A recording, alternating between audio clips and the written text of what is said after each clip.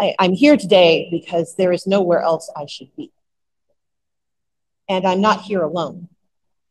Last night, I was talking to my parents about my schedule for today. My parents are living with me temporarily.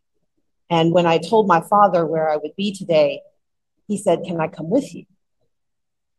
My dad is sitting right there, and I, for a moment, wondered why.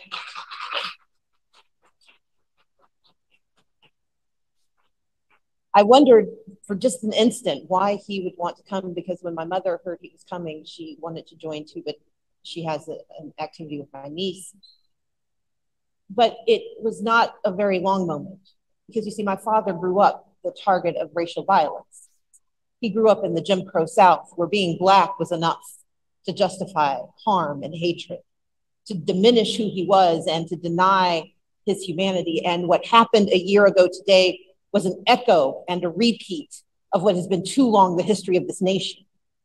My father wanted to be here because he knows that the solidarity of which the mayor spoke and Representative Wynn spoke and Representative Park spoke and Senator Owl spoke, that solidarity cannot be given in lip service. It has to be given in action.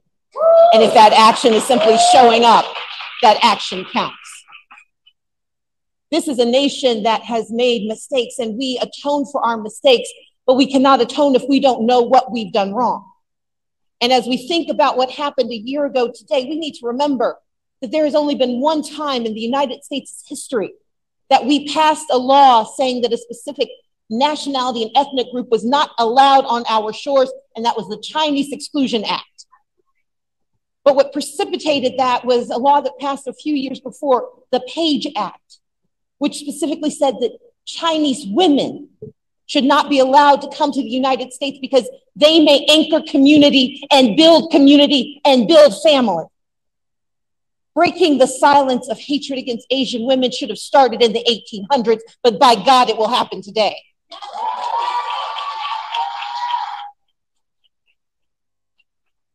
I am here because I have been nurtured by a community that we were told we were separate. It started when I was in second grade with my best friend then, Julie Doe, and I know it's dangerous when you start to say my best friend is, but my best friend was a Vietnamese immigrant. I helped her understand English, and she helped me understand friendship.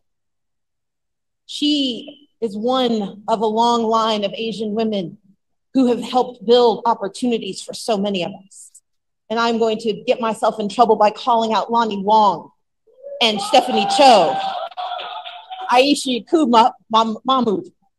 I'm going to call out Helen Kim Ho, and those who have done the work day after day after day here in the state of Georgia, making certain that Asian voices are lifted loud and proud. I'm not forgetting you, Sam, but this is about women for this moment.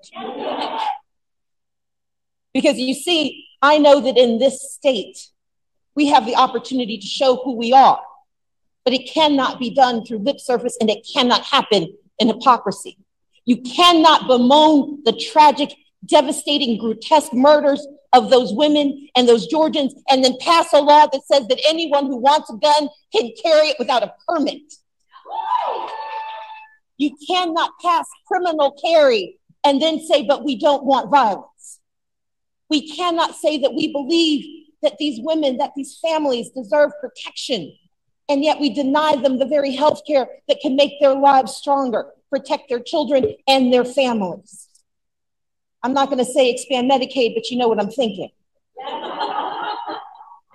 We cannot say that we believe in the unity of our state and the power, the economic power and the social power of Asian Americans in the state. We cannot celebrate with one hand while we take away their voices with the other by drawing Michelle out of power, by taking over the Gwinnett County School Board, by taking over the Gwinnett County's ability to create power for a community that has earned the right to be heard. Yeah.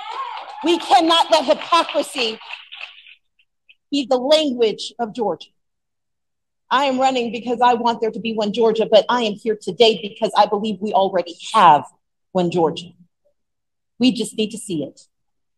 We need to understand that the Asian American, Native Hawaiian, Pacific Islander community that has made this state so vibrant and so strong deserves not only our protection, it deserves our partnership.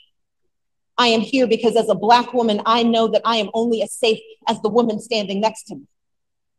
I am here because I know that leadership cannot happen in the shadows, and that we have to turn the light on and know who we've been, know who we are, and know what we are capable of being. We are all here today because there are 8 lives that will never know their full promise. We are here today because there was a man who thought that it was okay to snuff out the humanity of another. We are here because we must remember and we must discuss. And as that sign says, we must tell Asian stories, because that is the story of Georgia. That is the story of America, and that is the story of our future. So I am here to say thank you for those who have wrapped these families in your love. Thank you for those who have wrapped these communities in your grace. And thank you for those who will lift these communities up, because together we rise, and together we will be one Georgia, and together starts today. Thank you so much.